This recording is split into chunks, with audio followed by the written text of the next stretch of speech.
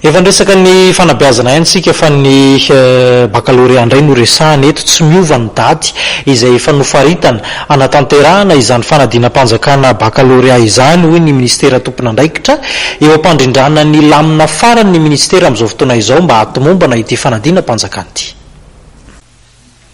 Nanamafy ny ministra misana ny fampianarana ambony androany fa ny 17 septambra ka hatramin'ny 1 septambra 2024 ny baccalauréat amin'ny fampianarana kabeany sy ny fiodinana voalohany amin'ny sampana teknika sy ny teknôlôjika ary mitoy ny 4 septambra ka hatramin'ny 20 septambra ny fiodinana faharoa ny teknika sy teknôlôjika.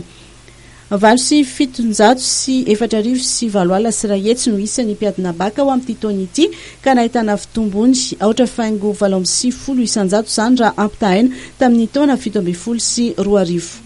Baka zany dia tsy hoe zao rehefa tonga ny baka zay vao misy azany baka fa ny baccalauréat dia manomboka amin'ny vao vita fotsiny ny filazana ny résultat ny baka amin'ile taona ohatra hoe 2017 dia efa manomboka sahady mikarakara ny baka 2018.